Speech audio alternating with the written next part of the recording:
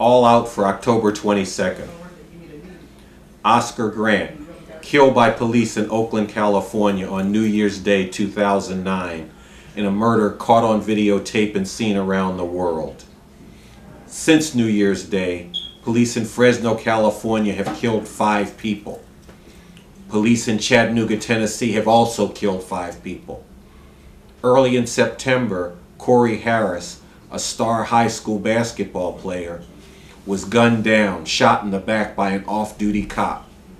Cops continue to brutalize and even murder people and get away with it scot-free. And that's not all the foul stuff that they do.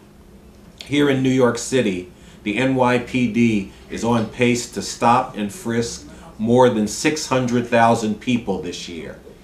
That's over 1,000 people a day. Almost all of the people that they stop are black or Latino, and almost none of them were doing anything wrong. Yet these pigs still stop, harass, and humiliate them. A lot of people thought that this kind of shit was going to stop when Barack Obama became the first black president of the United States. Well, I'll tell you, America might be ready to put a black man in the White House, but America is not ready to stop unleashing its cops to brutalize and even murder black men on the streets of cities across this country. This is outrageous, it is unacceptable, and it must be stopped. The days when this system could just keep on doing what it does to people here and around the world, when people are not inspired and organized to stand up and resist and build up the strength to put an end to this madness once and for all, those days must be gone and can be gone. Now, it's going to take a revolution to get rid of this whole system, to stop this kind of official brutality. A revolution that would have to meet and defeat the violent, suppressive attempts of this capitalist government. And this revolution would have to dismantle the whole economic and political setup of this capitalist system and build a whole new society in place of this messed up one. A society where there's no longer a handful of rich capitalist exploiters who got rich and get even richer by exploiting the overwhelming majority of people around the world. A society where no longer the case that whites lord it over black people and other oppressed nationalities. No longer the case where men dominate and suppress women. And no longer the case where one nation runs the whole damn world. And in a revolutionary society, those entrusted with ensuring public security would sooner take a bullet themselves than kill an innocent person. This kind of revolution, a communist revolution, has been done before in revolutionary China and in the Soviet Union before that. Power has been seized back in both of those countries by capitalist exploiters, but revolution is possible.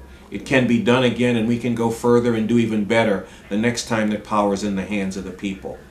Now, it would take a lot of work and a lot of struggle to get ready and in position to launch the necessary revolutionary thrust in a country like this one. Work to spread the message that the system is the problem and revolution is the solution. Another part of getting ready is organizing resistance to the ways that the system attacks the people, fighting the power and transforming the people for revolution. And a key form of resistance that needs to be built is people organizing to resist the ways in which the police are unleashed to brutalize and even murder people. And now is the time to make a leap in building that resistance, because October 22nd, the National Day of Protest to stop police brutality, repression, and the criminalization of a generation, is fast coming up on us. And on that day, in cities across the country, people are going to take to the streets in rallies and demonstrations showing their determination to stop police brutality.